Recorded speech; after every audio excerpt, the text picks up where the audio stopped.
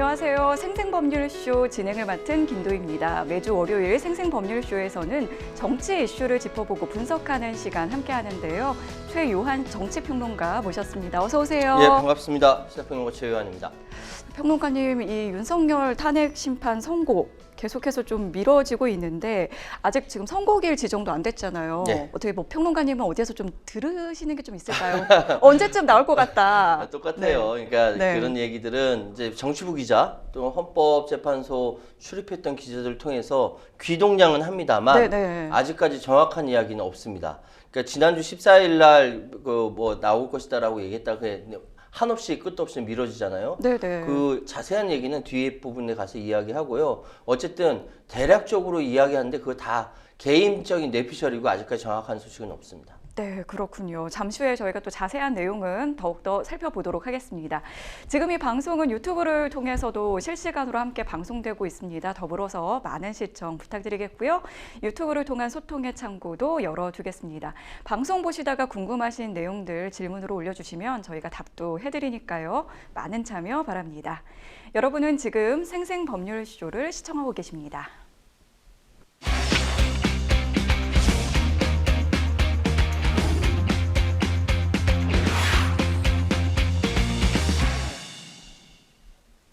첫 코너는 생생코멘트입니다. 생생코멘트는 각 분야에서 화제가 되고 있는 인물들과 이슈를 주제로 그 말을 하게 된 배경과 의미를 다양하게 풀어내는 코너인데요. 정치권에서는 어떤 인상적인 코멘트가 나왔는지 살펴보겠습니다. 자, 첫 번째 생생코멘트, 누구의 어떤 말인지 함께 보시죠. 올해 1월에 한국 민감 국가에 추가. 민감 국가라는 게 뭘까요? 이게 좀 주의해야 한다는 걸까 싶기도 한데요. 어떤 의미일지 확인해 보겠습니다. 미국 정부에서 우리나라를 민감 국가에 지정한 게 뒤늦게 알려지면서 지금 굉장히 파장이 일고 있습니다. 평론가님이 일단 이 민감 국가라는 게 무슨 말인지부터 좀 설명을 해주시죠. 이게 민감 국가라는 개념이 굉장히 좀 애매하긴 한데 네네. 일단 지금 미국의 에너지부에서 설명하기로는 미국 안보를 위협하는 국가들을 지정해 특별 관리하는 목록을 SCL이라고 합니다.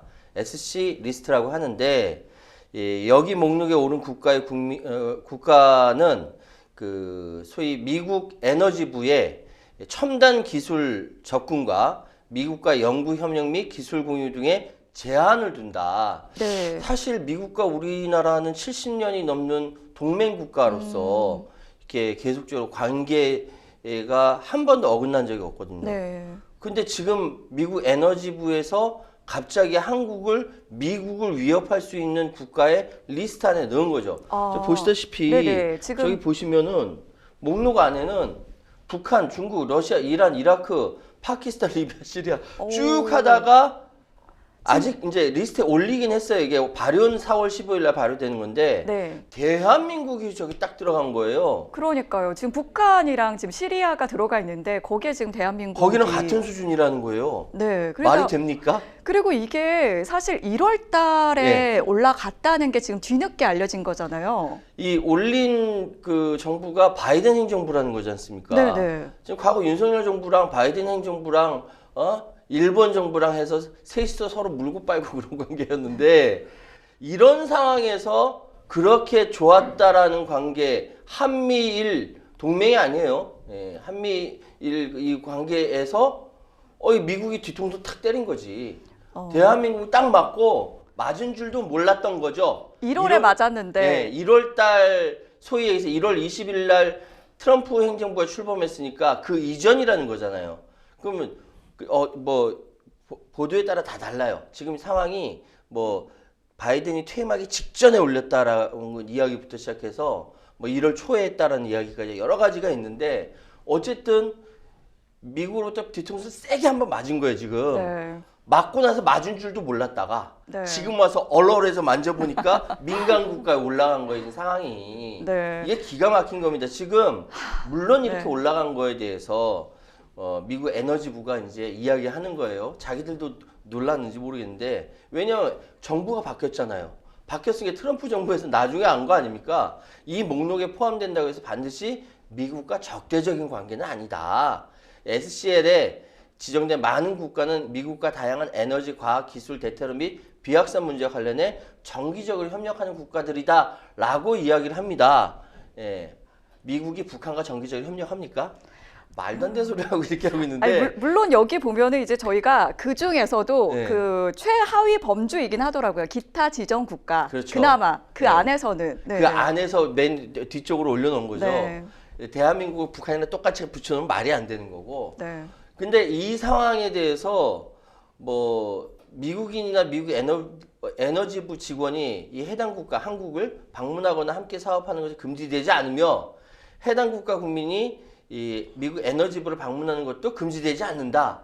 아니 뭐 별거 아니야라고 이렇게 표현을 하고 있어요. 그런데 이게 사실 그 말씀해 주신 것처럼 70년 동맹이었던 우리나라를 갑자기 이렇게 민감 국가에 포함시킨 그 배경은 뭐라고 보시나요? 그러니까 이게 여러 가지 이야기가 있는데 왜냐하면 워낙 세게 1월 달에 뒤통수를 맞았는데 그 맞은 게 뭔지 모르고 있다가 몇 개월 지나서 겨우 심지어 외교부도 몰랐다라는 거 아닙니까? 이게 이유는 일단 국내에서 커지고 있었던 핵무장론 때문이다라는 얘기가 가장 개연성이 큽니다. 그러니까 2년 전에 윤석열 대통령이 공식적인 자리에서 핵무장, 그러니까 2023년 1월 11일 북한 핵무기 문제가 심각해지면은 대한민국에 전술핵을 배치한다든지 네. 아니면 우리 자체의 핵을 보유할 수도 있습니다. 이렇게 발언했거든요. 네. 그때 사실 그 핵무장론 이야기가 굉장히 많이 있었고 여론조사도 막 우리 국민의 70%가 핵무장해야 된다 막 이렇게 얘기가 있었는데 그건 진짜 모르는 얘기고 굉장히 까놓고 얘기하면 되게 무식한 얘기예요. 왜냐면 핵무기를 우리가 가지려면은 NPT를 탈퇴해야 돼요. 기존에. 예, 기존에 우리가 가입되어 있는 그 소위 얘기하는 이제 그 핵 확산 금지 조약을 탈퇴해야 되는데 핵 확산 조약을 탈퇴하는 순간 우리나라는 모든 대외적인 국가와 관계가 단절되는 걸 각오해야 됩니다. 거의 고립이 될 수 그렇죠. 있다. 북한이 그래서 고립된 거예요. 우리나라 수출로 먹고 사는 나라인데 미국, 중국 할 거 없이 모두 다 수출 끊어지고 우리는 핵만 가질래? 우리가 북한으로 가는 거, 북한처럼 되는 겁니까? 말이 안 되거든요. 그런데 이 정치적인 이유에 의해서 핵무장론이 막 등장하고 여론조사 해보니까 국민들이 핵무장해야 된다는 게 70%고 막 이렇게 되니까 미국의 입장에서는 한국의 기술 정도면은 정말 이런저런 몇 개월 걸린 한 달 안에 끝날 수 있을 거라는 생각이 가능할 들거든요. 수도 있다. 그럼요. 한국 기술력은 세계 최고예요. 그리고 몇 개월이면은 금방 뚝딱 핵무기를 보유할 수 있는데 이건 또 미국의 통제 아래 어렵거든요. 그러니까 이야기는 이 핵무장론 때문에 민간국가 지정한 거 아니냐라는 얘기가 있고 네. 또 하나는 지역적 불안정을 얘기하는데 그 12.3 내란 계엄 사태 때문에 사태. 그런 거예요. 네. 그래서 이렇게 되면은 원자력과 핵무기 기술, 인공지능 등 최첨단 기술 접근이나 미국과 연구 협력에 기술 공유하는데 제한을 둘 수밖에 없거든요. 그러니까 이게 SCL 리스트에 올라갔다는 이 자체가 대한민국의 현재의 지역적 또는 정치적 불안정성을 나타내는 것이다. 네네. 이거 명확한 겁니다. 뒤통수 맞았는데 맞은 줄도 모르고 있으니 외교부 뭐 하는 겁니까 진짜? 지금 그 미국 에너지부에서는 아까 말씀해 주신 것처럼 뭐 크게 뭐 이렇게 뭐 불리한 건 없어 이런 느낌의 뉘앙스를 얘기를 하지만 사실 어떤 점이 구체적으로 좀 불리해지는지를 저희가 또 짚어봐야 할 것 같거든요. 예, 예. 이게 이제 그러니까 사실은 미국이라는 나라가 전 세계에서 가장 큰 이제 지구적인 패권을 가진 나라고 미국의 한마디에 의해서 지금 전 세계가 관세 공포를 떨고 있지 않습니까? 그만큼 미국의 힘은 막강합니다. 아직까지 중국이나 러시아가 따라올 수가 없어요. 그럼에도 불구하고 미국의 패권은 점점 줄어드는 추세다 보니까 미국은 자기가 가지고 싶은 거를 확실하게 가지고 싶어요. 그렇게 해서 이야기하는 것이 반도체고 네. 그렇게 해서 이야기하는 것이 인공지능이고 이런 거거든요. 그러니까 일단은 지금 현재 확인된 바로는 도널드 트럼프 행정부가 취임하기 전에 바이든 행정부에 의해서 지정이 된 것이고 이렇게 된다면은 지금 영향을 미치게 되는 것은 그러니까 미국 에너지, 원자력, 핵 정책 관련된 것들 네. 그리고 이런 것들에 대해서 영향을 미치게 되고 인공지능이라든지 그 외에 그 에너지부 산하의 연구소에 나오는 여러 가지 프로그램, 정보 접근 이런 것들이 모두 다 제한을 받는다는 거예요. 아직까지 미국은 전 세계에서 가장 기술력이 좋은 핵심 국가로서 전 세계 패권을 쥐고 있는데 여기에 기술을 우리가 전수를 받든지 배우든지 뭐 공유를 하든지 이렇게 해야 앞으로 대한민국이 이 높은 파고를 헤치고 나가는 상황에서 유리해질 텐데 네. 이게 안 된다라는 것이죠. 접근 자체가 제한이 되고, 그렇죠. 네네, 뭐 오고 가는 것도 다 보고를 해야 하는 것 같은. 그러니까 말로는 네. 그 뭐 저 별거 아닌 것처럼 외교적 수사를 하지만 우리가 갑니다. 그쪽에서 오십니까? 네. 해가지고 서로 협의하고 줄 건 주고 받을 건 받아야 되는 이거 하나하나를 모두 다 보고한다는 건 통제받는다라는 거거든요. 네. 하지만 하면 못하는 거예요. 근데 이런 수준에 떨어졌다라는 게 바로 북한, 이란, 쿠바, 리비아, 수단, 시리아 이런 수준과 똑같아진다라는 것이니 물론 맨 하위 개념이긴 하지만 굉장히 부정적인 이 여파가 상당 부분 갈 것이다라고 생각이 됩니다. 네, 이렇게 이제 좀 화들짝 놀란 거는 뭐 저희뿐만 아니라 이제 정치권에서도 상당히 좀 놀랐을 것 같은데 지금 이제 서로 내 탓이다, 니 탓, 내 탓 하고 있어요. 공방이 가열되고 있는데 야당에서는 이제 불법 계엄과 핵무장론 때문이다. 여당은 야당의 줄 탄핵 때문이다. 이렇게 맞서고 있는데 어떻게 보시나요? 핵무장론은 여당만의 주장은 아니에요. 네, 야당에서도 일각에서는, 일각에서는 네. 핵무장 해야 된다는 이야기가 있고 네. 국민들 여론이 그랬으니까 그러한데 지금 굉장히 중요한 부분은 여당에서는 그러니까 야당에서는 여당의 방금 말씀하셨던 대로 핵무장론이라든지 또 한 가지 중요한 것은 지역적인 불안정성을 네. 얘기하는 거 네. 보니까 이건 12.3 작년에 있었던 비상계엄 이것이 원인이 되었다라고 이야기를 합니다. 그러니까 12월 3일 날 비상계엄하고 나중에 대통령 14일 날 탄핵되고 이 불안정성이 1월 초에 바이든 행정부로 하여금 이거 자칫 잘못하면은 통제 못하는 나라가 되는 거 아니야? 민간국가 지정 이렇게 된 거라고 판단하는가 하면은 시기적으로는 12월 3일 그 이후에 그 다음 달이었으니까. 그렇죠. 네네. 그게 이제 개연성이 있다는 네네. 생각이 들고 근데 여당에서는 이렇게 이야기를 합니다.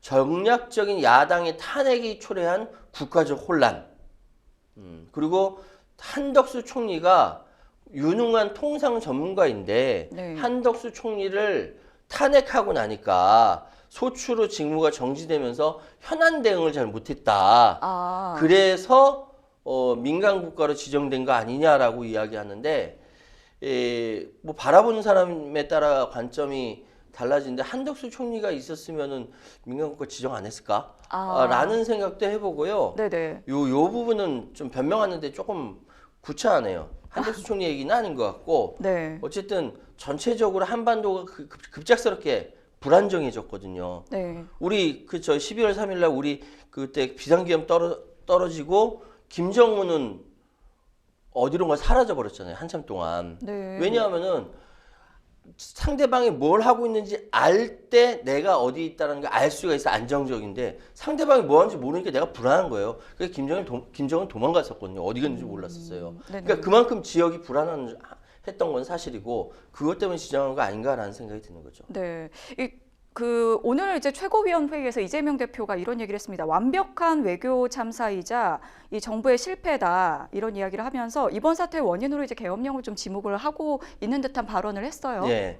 사실은 뭐 야당에서는 그거를 그렇게 비판할 수밖에 없죠. 여당이 당신들이 정략적 탄핵을 했고 그로 인한 국가 혼란이 벌어졌고 그래서 대통령이 계엄을 한 거야. 그래서 이 난리가 난 거니까 당신들이 책임져라고 여당에서 야당들한테 네. 비판을 하면 야당은 또 얼마나 억울하겠습니까? 우리는 헌법적 테두리 안에서 한 건데 헌법적 테두리를 벗어난 계엄을 했다고 그 책임을 우리한테 돌리냐? 라고 질문할 수밖에 없는 거고 네. 이재명 대표도 그런 차원에서 이야기한 것 같아요. 어쨌든 중요한 것은 지금 상황은 굉장히 예민한 시기고 미국과의 긴밀한 협의가 필요한 때예요. 네네. 더군다나 이거는 바이든 행정부 때 그러니까 저질렀다기보다 그 미국 정부가 선택한 것이기 때문에 현재 트럼프 정부는 책임이 없거든요. 그런데 그렇다고 한다면 오히려 더 우리 정부가 또는 우리나라에서 미국에 대해서 요구할 때 우리는 그렇지 않은데 바이든 정부가 저렇게 우리를 일방적으로 욕한 거야 뭐 하면서 외교적으로 잘 풀어야 되는데 국내 혼란이 이 수습이 돼야 뭐 외교를 하든지 말든지 할 텐데 이게 안 되니까 답답한 겁니다. 하여튼 네. 중요한 것은 2개월이 지난 시점에 뒤통수 얼얼해 왜 그러지? 민간 국가? 뭐 이래버린 거니까 이 외교적 무능력도 엄청나게 무능력인 거예요. 그래서 안 그래도 제가 이제 외교적인 해법이 좀 필요한 시점이 아니지 않겠느냐, 좀 어떻게 대응해 나가야 할지 좀 여쭤봐야 하는데 예. 지금 이제 뭐 사실 외교 문제보다 지금 안에 내부 문제가 더 크다고 얘기를 해주시니까 일단 정말. 지금은 네. 외교가에서 미국 에너지부가 한국을 포함 4개 국가를 이제 4월 15일 네. 민간 국가를 분리하기 위해서 산하연구소에 공문을 보내면서 의견을 새로 취합 중이라고 해요. 아직 결정이 안 났어요. 그때 이제 효력이 이제 발효가 된다고. 발효가 되니까 네. 지금 에너지부 산하에 있는 여러 부서에 한국을 민간 국가로 일단 지정은 했는데 민간 국가로 지정해서 일을 하는 것에 대해서 당신들은 어떻게 생각해 하면서 의견을 취합하고 있다는 것이죠. 네. 그럼 우리는 어떻게 역으로 작업해야 됩니까? 그런 데에다가 다 외교 역량을 이렇게 투입을 발휘해서 해야겠네요. 거꾸로 올라가도록 이런 지혜를 발휘해야 되지 않겠습니까? 이거 전제 조건은 빨리 이 난국이 수습돼야 정리가 가능하다 말씀드리겠습니다. 네. 네, 최상목 대통령 권한 대행이 이번 주 중에 이제 미국 측을 접촉해서 협의를 진행할 것이다. 이렇게 오늘 또 밝히기도 했는데, 앞서 이제 말씀해 주신 것처럼 다음 달 15일 이전에 이 민간 국가 지정이 이제 발효가 되기 전에 최대한 외교적인 노력을 다했으면 좋겠습니다. 자, 이어서 두 번째 생생 코멘트 만나보시죠. 윤 대통령 감옥 간 건 하나님의 역사. 네, 윤 대통령을 하나님의 견줄 만하다는 이 발언, 네, 예상대로 전광훈 목사가 한 말입니다. 네, 어제 광화문 탄핵 반대 집회에서 신도들을 앞에 두고 윤 대통령이 감옥 간 건 하나님의 역사다라면서 이번 주에 탄핵 결과가 나오고 윤 대통령의 직무 복귀까지 예언을 했다고 하는데요. 네, 해당 발언 일단 한번 듣고 오겠습니다. 다윗 왕 같은 사람이 누구냐? And who's just like 윤석열이야. David right now? 윤석열. Let us- 윤석열 대통령이 이번에 살아서 돌아오기만 하면 And if he gets reinstated this 아마 time, 이 극동아시아뿐이 아니라 not just 미국 빼고 in Far East 다른 Asia, 모든 나라들이 윤석열 대통령한테 꼼짝 못할 거야. 윤석열 대통령이 지금 52일 동안 서울구치소에 갇혀서 so President Yoon, he was 성경만 읽다가 나왔다 그래. incarcerated 성경 for 읽다. 250 days, and he only 그러니까 read the Bible when he 이게 was there. 하나님의 역사야. So this is all a manifestation of 깜빵에 God's work. 집어넣은 것도 하나님의 역사라고. Even his 이게 완전히 뭔가 하나님이 하실 일을 결국에 하실 일. And God is trying to do 그 something out of 가장 큰 this. 일은 뭐냐? 반드시 윤석열 대통령을 통하여 남은 임기 2년 동안에 And what is the biggest task that he's trying to 자유 make possible? 통일시키려고 하는 거예요. 자유 God is 통일. trying to make free 그래서 unification 하나님이 고난을 주신단 말이야. within the 2 years left of President 믿습니까? Yoon's term. 네, 하나님이 고난을 주신다고 하셨는데, 네, 전광훈 목사 이 발언 어떻게 보셨습니까? 이걸 어떻게 표현해야 되는지 지금 역사적인 요즘, 역사적인 인물들은 평탄하게 성장한 사람 없어요.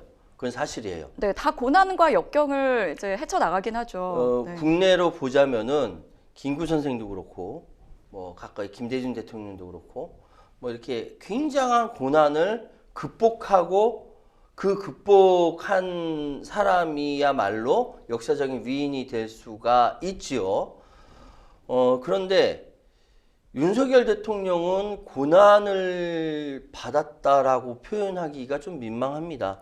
저는 정광훈 씨, 전 목사라고 안 불러요. 정광훈 씨의 저러한 발언이 절대적으로 잘못됐다. 왜냐하면은 12.3 내란을 일으켰다 실패해서 국민들에 의해 실패해서 감옥에 갇힌 거지 그가 무슨 훌륭한 일을 해서 가게 된 게 아닙니다. 52일 동안 구치소에 갇혀서 성경만 읽다 나왔다고 하는지 실제로 성경을 읽었는지 아닌지 모르겠고 또 표현할 때 이승만 박정희 전 대통령도 감옥 다녀온 적 있으면서 거기에 견주는 거거든요. 네. 이승만 대통령 언제 감옥 갈게요?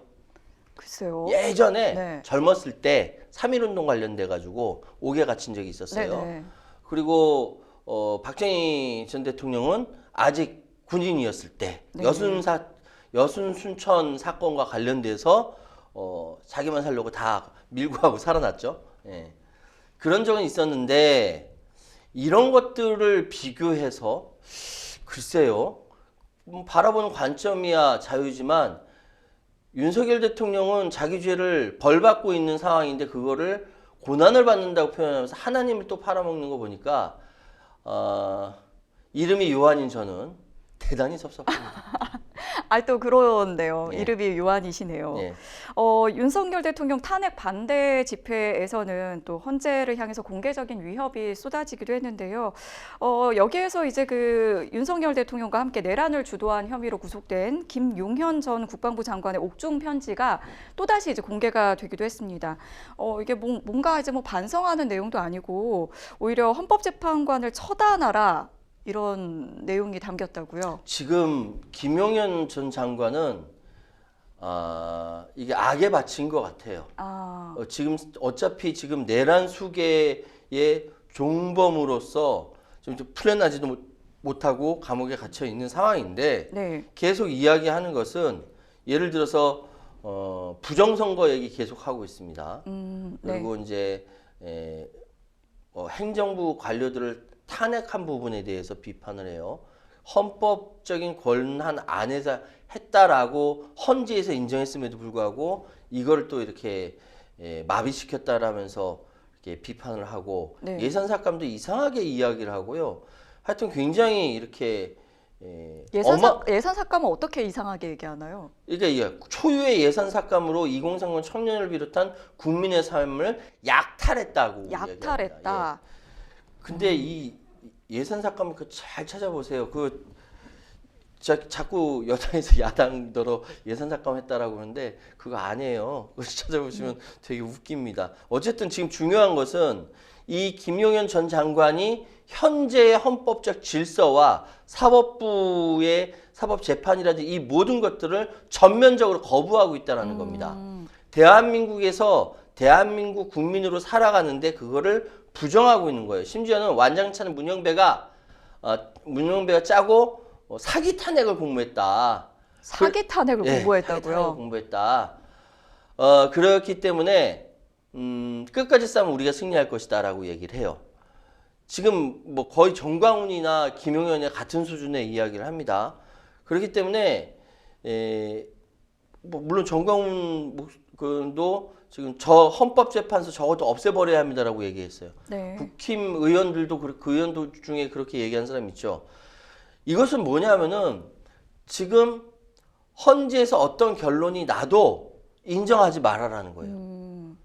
거의 지금 상황이 나중에 또 말씀드리겠습니다만 윤석열 대통령의 긍정적인 영향이 하나도 안 가고 있기 때문에 이거 자칫 선동하면서 지지자들을 모으면서 폭동을 조장하는 거 아니냐라는 그러니까요. 생각이 드는 네. 것이 굉장히 위험한 겁니다. 그러다 보니까 윤 대통령이 모인 지지자 방에서는 채팅방과 인터넷 커뮤니티에서는 폭력 시위를 모의하는 듯한 글이 잇따라 오르고 또 문영배 헌법재판소장 권한대행을 살해하겠다라는 글까지 올라오면서 경찰이 내사 들어가고 네. 뭐 어마어마합니다. 그런데요, 잘 보시면요, 그런 사람들 진짜 극소수예요.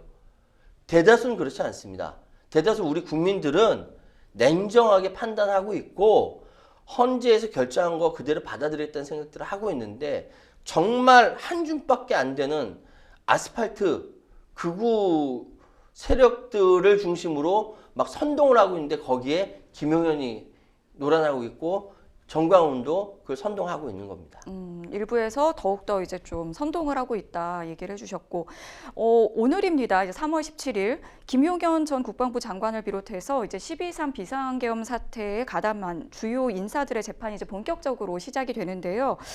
이제 내란 공범들 이제 모두 지금 구속 상태로 재판을 받는데, 최근에 이제 윤석열 대통령이 석방이 되면서 이게 형평성 논란이 또 나오지 않겠느냐 이렇게 좀 우려하는 목소리 있거든요. 어떻게 보십니까? 그러니까 그러니까 법이라는 것은 상식의 최소한이어야 돼요. 네. 지금 내란 우두머리라고 불리는 윤석열 대통령이 석방이 됐는데 그 종범들이 그대로 감옥에 있는 것은 당연히 형평성에 맞지 않죠. 가장 우두머리가 풀려났는데 이렇게 얘기를 하는 거죠. 그러면 지금 이 상황에서 누가 풀어달라고 합니까? 당연히 명태균. 자기로부터 비롯돼서 이 난리가 났다고 주장하는 명태균의 김영선도 풀어달라고 얘기하죠. 김용현도 풀어달라고 얘기하죠. 그 밑에 있는 다른 군사재판을 받아야 되는 그 많은 사람들도 똑같이 풀어달라고 이야기하지 않겠습니까? 그리고 비상계엄 사태에 연루된 경찰 수뇌부들조차도 계속 풀어달라고 요구하는 것이 어쩌면 당연한 거일 수가 있다. 그래서 저는 지금 지규현 판사가 뭐 나를 시간으로 계산했다 뭐 여러 가지 이야기를 하고 있는데 이 부분은 뭐 법조계에서 워낙 얘기가 많잖아요. 그래서 일반 국민들은 이거 보면서 이게 도대체 뭐야 하고 혼란스러워 하는데 저는 여기서 명확하게 말씀드리고 싶은 게 법은 최소한의 상식입니다. 상식이 통하지 않는 법은 제대로 된 법 아니에요.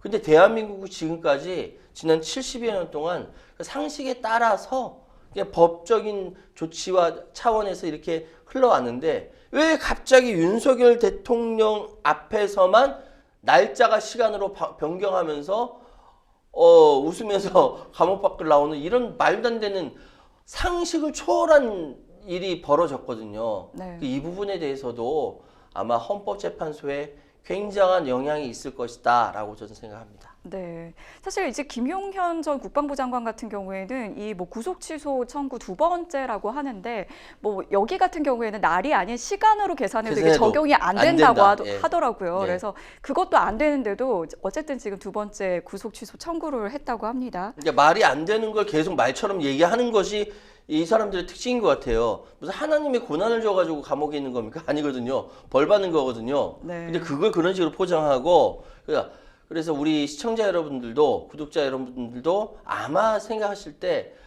입에서 나온다고 말이냐라고 생각하실 거로 생각합니다. 네. 유독 왜 하필 특정인에게만 이런 좀 특혜가 주어졌느냐 이런 비판의 목소리 나오고 있고요. 자, 세 번째 생생 코멘트 만나보시죠. 헌신의 경의를 표한다. 네, 이 시국에 누구를 향해서 누가 내린 찬사일까요? 네, 바로 이준석 개혁신당 의원이 예능 프로그램인 나는 솔로에 출연한 광수를 향해서 칭찬을 퍼부었습니다. 왜 갑자기 이렇게 광수한테 이렇게 관심을 보이고 또 칭찬을 했을까요? 그러니까 광수라고 하면서 우리 사람들 모르는 사람 너무 많으니까 네, 광수. 네, 설명을 해야 되는데 네, 이 광수는 이 누군가요? 나는 솔로라는 예능 프로그램에 나와서 결혼을 네, 짝을 만나려고 짝 만나는 예능 프로그램인데 여기에 나온 강원도 인제군 기린면에서 개업한 이제 벌써 25기라고 합니다. 광수라는 의사예요, 의사.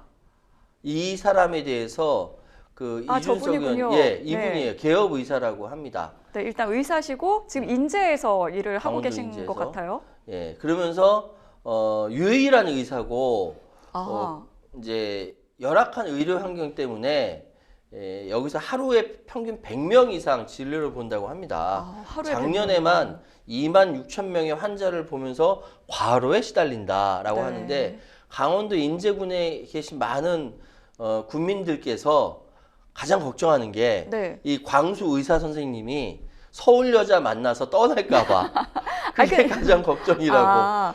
근데 유일한 의사면은 걱정될 것 같아요. 그렇죠. 그러니까 동네에서 유일한 의사니까 이 의사 선생님도 스스로 저는 떠날 수가 없어요라고 이야기하고 연애도 주말에만 가능합니다라고 이야기할 정도로 투철한 직업의식을 갖고 있는데 이준석 의원이 이렇게 얘기한 것은 아니 뭐냐면 그러니까요. 지금 갑자기 왜 이준석 의원이 이렇게 발언을 했을까요? 그러니까 이준석 의원의 지인도 인제군에서 공중보건의로 근무한 적이 있어서 얘기를 들었다. 아, 지인 얘기를 하면서 예, 네. 이때 인제군에 얼마나 열악한 의료 환경인가에 대해서 얘기 들었고, 자기 같은 경우는 그러면 정치는 자기 자랑하는 겁니다. 네.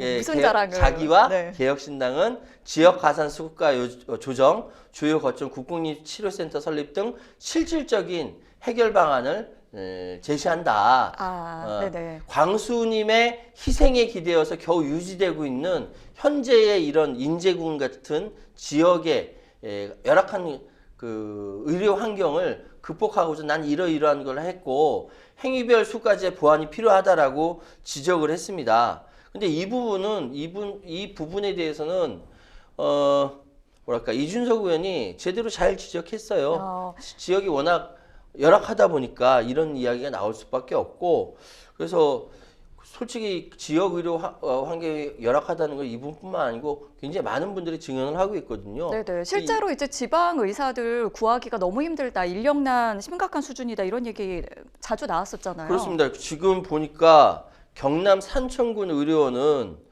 2022년 11월부터 내과 전문의 채용을 위해 연봉 3억 6천만 원을 책정했는데 1년이 걸렸답니다.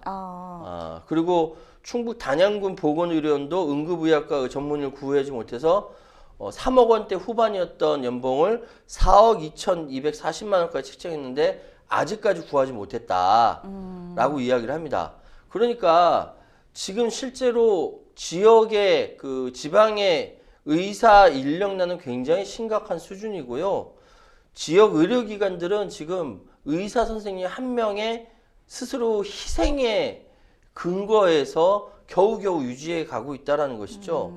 그러니까 아까 말씀드렸던 광수 의사님도 마찬가지고 다른 지역에서도 다들 지금 굉장히 힘든 상황을 버티고 있다. 네. 여기에 대해서 정치권이 실질적으로 손 놓고 있는 거 아니냐라는 비판의 목소리가 있을 수밖에 없죠. 거의 뭐 공중보건의가 예. 그 공백들을 메우고 있다고 하는 것 같더라고요. 그러니까 사실 뭐 의사 선생님이라고 한다면은 이제 인기가 많은 직종, 예를 들어서 피부과 같은 네네. 경우, 예? 뭐 많이 피로도 쌓이는 거는 덜하면서 뭐 돈도 많이 벌 수 있는 피부과, 안과 같은 경우 이런 거 인기 직종으로 많이 가거든요.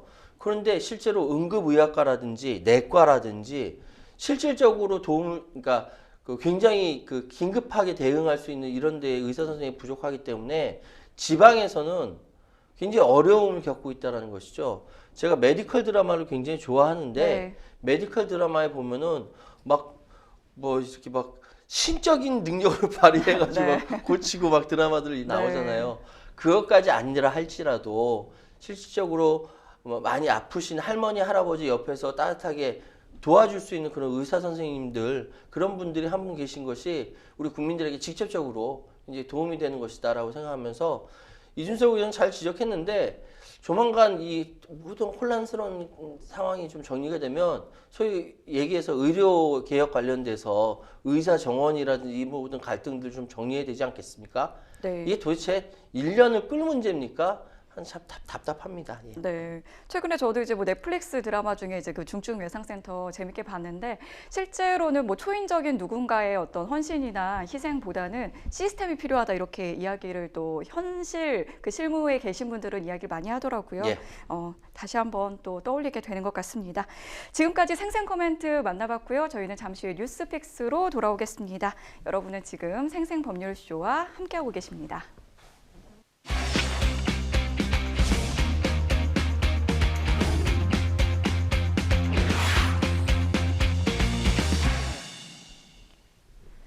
분야별 가장 핫한 소식을 집중 분석해보는 시간 뉴스픽스 시작합니다. 오늘 만나볼 주제는 헌재 탄핵 심판 앞두고 새 대결 총력전입니다. 자, 먼저 이제 탄핵 반대 집회부터 좀 가볼까 하는데요. 지난 주말에 일부 국민의힘 의원들이 이제 보수의 중심이라고 할 수 있는 TK 지역 탄핵 반대 집회에 참석을 했습니다. 아직도 이제 당 지도부는 이게 개별 의원들이 그냥 이제 각자 판단에 이제 맡긴다 이런 입장을 고수하고 있는데 이게 아무래도 좀 당 차원에서 이야기하기엔 좀 조심스러운 걸까요?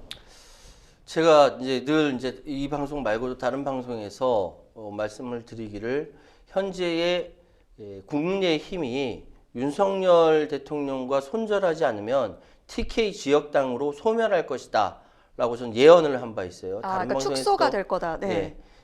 소멸, 소멸. 축소, 네. 뭐 여러 가지 의미가 될 수 네네. 있는데 이런 부분들이 굉장히 예민한 부분이기 때문에 잘 얘기를 못 하는데 전 그냥 얘기할게요. 조정훈 전략기획특위의 위원장이 이야기하기를 당 로고를 다는 순간, 그러니까 이제 집회 나갈 때 네. 국민의힘입니다라고 하면서 당 로고 달고 그 집회를 하는 순간 광장 집회의 순수성이 훼손된다고 표현했고요. 지도부 입장은 원내 투쟁과 집회를 구분하는 투트랙이다 라고 투트랙. 이야기를 했습니다.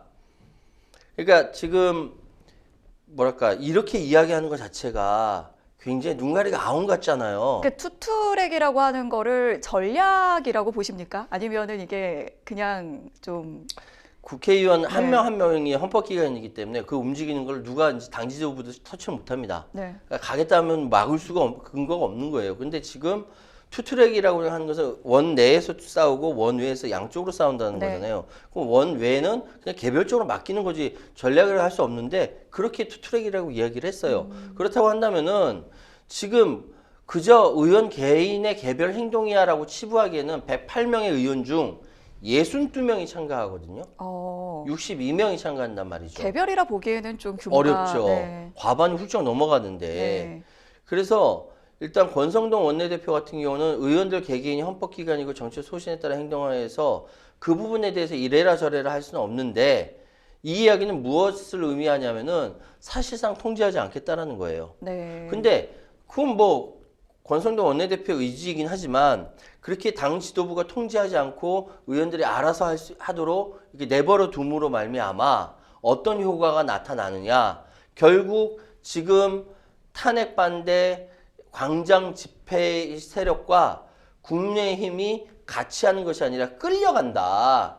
끌려간다. 집회의 어떤 그 목소리에 그렇죠. 끌려간다. 끌려간다. 그러니까 거기에서 국민의힘 모 의원이 헌법재판소를 파괴하자는 그런 주장도 나오고 대중심리에 끌려가지고 별 이상한 이야기가 다 나오는 것이죠. 이거 결국은 부메랑으로 돌아옵니다. 그 부메랑의 결과는 국민의힘 TK 지역당 몰락이 될 것이다라고 저는 생각하고 있는 겁니다. 네. 그 오세훈 서울시장 얘기를 또 잠깐 하면 좋을 것 같은데 지금 이제 야권이랑 지금 갈등을 빚고 있는 게 이 헌법재판소 인근에 설치된 천막 때문이거든요.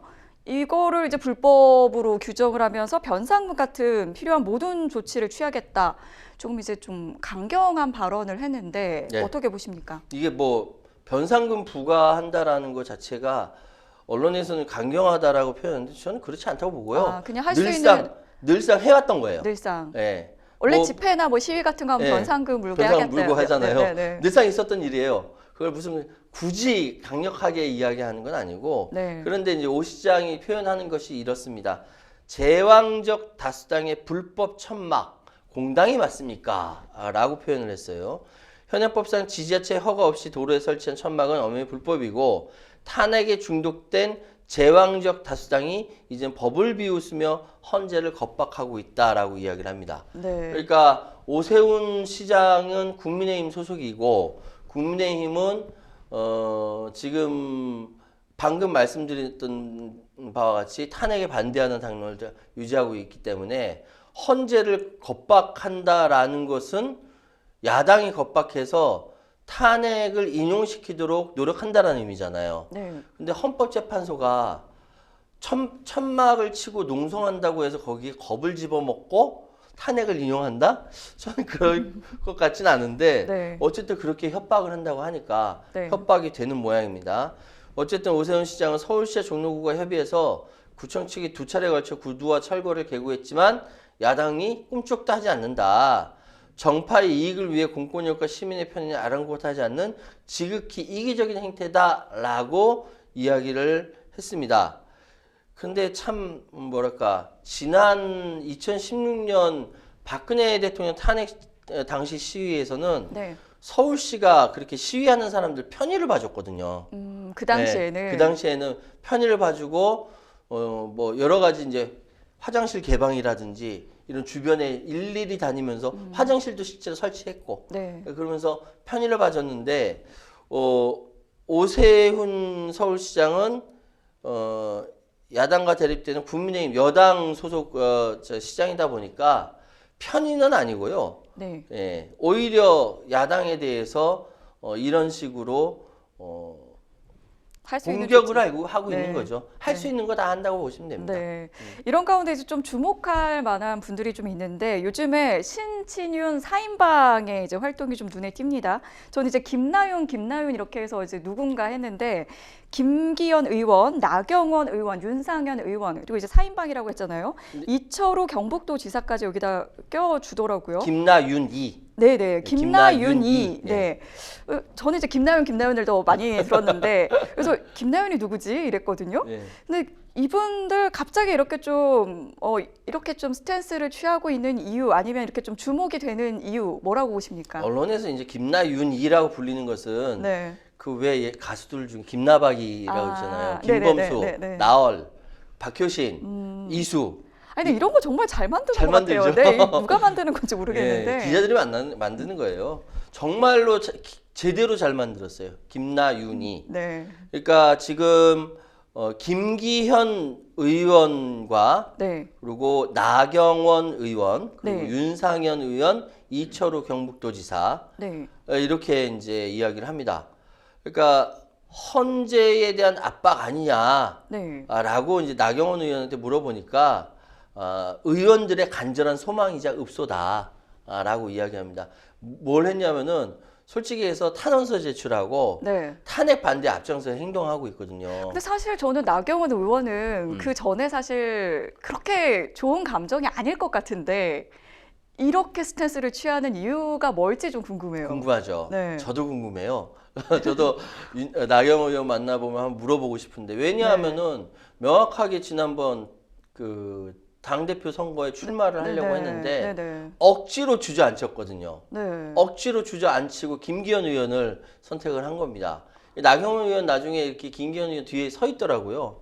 아이 불쌍하다. 안철수 의원이랑 둘이 같이 서 있었어요. 네. 와, 저거 어떻게 저렇게 될 수가 있을까라는 생각을 했거든요. 사실 그 속에 앙금이 없을 수가 없을 것 같은데 네, 지금은 뭐 전략적으로 다 같이 좀 결집해야 된다고 보는 건가요? 아니에요. 정치인은 아닌가요? 그런 건 아닌가요? 정치인은 이렇게 뭐랄까 이렇게 앙금이 있다 하더라도 네, 네. 대범하게 품고 나가야 지도자가 되는 것이죠. 그렇죠. 그렇다고 속에 앙금이 없다라고 단어는 못하겠습니다만 네. 지금 나경원 의원이 취한 스탠스는 지금 현재의 국민의힘을 적나라하게 보여주고 있습니다.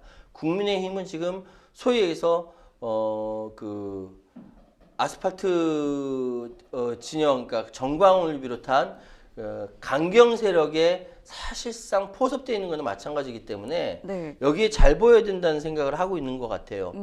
그래서 적극적으로 나서는 것 같고 윤상현 의원이야 뭐 유명하죠. 네. 예, 뭐 워낙 유명하니까 네, 윤상현 네. 의원 생략해도 네, 될 것 네. 같고 그리고 문제 이철우 경북도지사인데 왜냐하면은 현재 이철우 경북도지사는 지자체장이지 않습니까? 네, 네. 광역지자체 도지사인데 이런 정치 활동이 굉장히 미묘하게 줄타기 하는 거거든요. 네. 선관위에서 이거 직접적으로 제재할 수도 있는 부분이에요. 네. 그렇기 때문에 일단은 이철우 경북도지사는 뜻은 달라도 의미 같은 윤석열 대통령 각하 부른 운동을 하자라고 했다가 네, 야 너무 맞습니다. 유치하다라고 네, 해서 네. 삭제했다라고 합니다. 각하라고 불러야 이제 각하가 네, 나온다라는 그렇죠. 네, 그렇게 발언이 얘기했죠. 있었죠. 네. 어쨌든 이 김나윤이라는 새로운 패러디 의원들이 등장하면서 상황이 굉장히 사람들 헷갈리게 만들고 있어요. 네, 이번에는 이제 탄핵 찬성 쪽 입장도 좀 한번 살펴보겠습니다. 민주당 의원들이 일부 이제 뭐 삭발식을 진행하기도 했고, 또 이제 지금 김경수 전 지사 같은 경우에는 지금 이제 9일부터 단식을 계속해서 이어가고 있거든요. 지금 이제 장외투쟁 이어가고 있는데 뭐 지금 야당에서는 조금 초선이나 뭐 재선 의원들이 좀 중진보다 눈에 띈다 이런 의견들이 좀 있더라고요. 사실 이제 모든 행사라든지 이럴 때 네. 뭐 모든 조직들이 다 그렇지만 신입 회원들이 또 빠릿빠릿하고 또 훨씬 더 열심히 움직이지 않습니까? 네. 근데 이제 국회도 마찬가지예요. 그러니까 초재선 의원들이 네. 상대적으로 인지도가 떨어져 있기 때문에 네. 훨씬 더 많이 움직여요. 네. 활동도 많이 하고 지역에서도 훨씬 더 활동을 더 많이 한다라고 합니다. 근데 이번 같이 대통령 탄핵이라는 정말 우리 역사에 몇 안 되는 변곡점을 지나는 이 과정이 있어요. 저는 2016년 박근혜 대통령 탄핵부터 지금까지의 이것이 전체 한국 현대사의 한 궤를 같이 하고 있다라고 생각을 하는데, 그래서 87년 그 체제가 어떻게 변화할지 그게 굉장히 궁금하기도 합니다. 그런데 그 한 가운데에 헌법기관으로서 이제 막 활동을 하고 있는 초선 의원들 그리고 재선 의원들이 움직이고 있는 것이죠. 그러니까 중진들보다 활약이 훨씬 더 큽니다. 야당이라서 그렇다라기보다는 네. 정치 문화가 그렇게 되어 왔어요. 야당 같은 경우는 그 초재선들이 훨씬 더 부담을 갖고 있고 그래서 더 많이 활동하는 것 같은데, 그럼에도 불구하고 이 상황은 중진이 뒤를 받쳐주고 초재선들이 앞서 활동하는 것이 저는 훨씬 더 바람직하다고 생각합니다. 네, 그 지금 현재 이제 양쪽 다 굉장히 그 이제 수위를 좀 높여가는 그런 느낌이 드는데 이 장외투쟁 방식에 있어서도 뭐 이런 수위 고민들이 있을 것 같아요. 지난 주말에 뭐 엄청나게 많이 몰렸다고 하더라고요. 그러니까 이제 진짜 많이 몰렸고요. 네, 네, 네. 서울 시내는 꽉 막혀서 아예 차를 다 통제를 했죠. 네, 그리고 광화문 이 한가운데는 그러니까 진공화처럼 이제 버스로 다 막았어요. 양쪽에서 네, 부딪히지 네. 않도록 네, 이게 네. 막아놨고, 네. 제가 지나다가 박홍배 의원을 만나가지고 악수를 했어요. 아, 머리를 그래요? 삿발을 해가지고 못 알아봤는데, 아, 네네. 봤고 뭐 그렇긴 한데 어쨌든 지금 상황이 양쪽 다 굉장히 긴장하고 있는 건 사실이에요. 네네. 야당은 야당대로, 여당은 여당대로 잔뜩 긴장해서 헌재의 입만 바라보고 있는 굉장히 아슬아슬한 상황이라고 생각해요. 여기에 대해서도 서로 승복을 해야 된다 이런 얘기 서로 하고 있잖아요. 아침부터 저한테 네네. 기자들 전화가 많이 왔어요. 그러니까 여당과 야당이 서로 부딪히다 보니까 지지자들끼리도 네. 부딪히고 승복을 해야 되는 것은 당연한 겁니다. 지금 여당에서도 권성동 원내대표가 승복이 당론이다라고 얘기했고, 네. 지난번에 어디 채널A인가 그 이재명 대표가 방송에서 당연히 승복합니다라고 얘기했기 때문에 네. 지도부는 승복을 하는 것 같은데, 문제는 지지자들이 승복을 하느냐의 문제죠. 근데 그걸 좀 지도해야 되는데 그 지도력까지는 먹히지 않는 것 같고, 가장 걱정스러운 것은 2016년 박근혜 대통령 탄핵 때 탄핵되고 나니까 네, 그 당시에 네 명이 명이 사망을 사망했습니다. 했었죠. 네. 그런 불행한 역사는 다시 되풀이돼서는 안 되겠습니다. 네. 그런데 이제 결국에는 사실 이러한 갈등이라든지 분열의 목소리가 좀 어쨌든 이 결론이 나야지 될 것 같은데 지금 아직 선고일 자체도 지정이 안 됐잖아요. 어느 정도에 좀 나올 거라고 평론가님은 좀 예상을 이게 하시나요? 지금 17일 날, 그러니까 오늘 네. 선고일 지정이 되면은 이번 주 내로 정리는 될 것 같거든요. 이번 주 내로. 근데 만약에 오늘이 지금 벌써 4시가 다 돼가는데 아직도 안 나왔고, 네. 내일 선고일 지정을 한다라고 하면 금요일 이전에는 가능하다. 그런데 지금 뭐 박성재 그 네네. 법무부 장관의 변론이 지금 내일 변론이 또 예정돼 진행돼야 되고, 네. 뭐 여러 가지 이 일정들이 있기 때문에 이게 쉽지가 않아요. 그 예상 키로는 지금 오전에 그러니까 그 헌재 출입 기자 통해서 들은 이야기로는 네. 여러 가지 이야기가 나오지만은 그거 다 뇌피셜이에요. 다 다 뇌피셜. 뇌피셜. 정확한 건 아무것도 없습니다. 다만 뭐 몇 가지 이유들에 대해서는 이야기를 합니다. 대략적으로 흘러나온 이야기만 간단하게 네. 말씀드릴 시간이 다 됐으니까 네네. 간단히 말씀드리자면, 아니면 마지막으로 그 한덕수 총리랑 그 어떻게 나올지 그 선후에 대한 얘기도 나오고 있거든요. 한덕수 총리 그 네. 탄핵 관련된 거는 네네. 제가 생각할 때 윤석열 대통령 같이 나오지 않을까라는 생각도 아, 합니다. 네. 그런 얘기도 충분히 있고요. 그런데 지금 윤석열 대통령 탄핵 관련돼서는 지금 절차 부분에 있어서 한 명 정도가 이의를 제기하고 있다라는 이야기가 있기 때문에, 그런 얘기가 있어요. 예, 이런 얘기가 있기 때문에 이 상황에 대해서는 좀 더 두고 봐야 이제 정확한 건 나올 것 같고, 이번 주 19일부터 21일 사이라고 이야기를 하는데 네. 이 역시 뇌피셜이다 보니까 자신 있게 얘기는 못 하겠네요.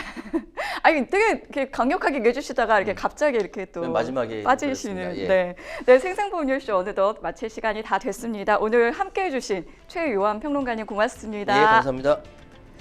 네, 저희 방송이 끝나더라도 이제 상담 접수는 받고 있거든요. 전화로 주셔도 되고 또 법률방송 홈페이지나 이메일로 사연 받고 있습니다. 변호사들이 직접 상담해 드리니까요. 많은 참여 부탁드리겠습니다. 저희가 준비한 소식은 여기까지입니다. 여기서 인사드리겠습니다. 시청해 주신 여러분 고맙습니다.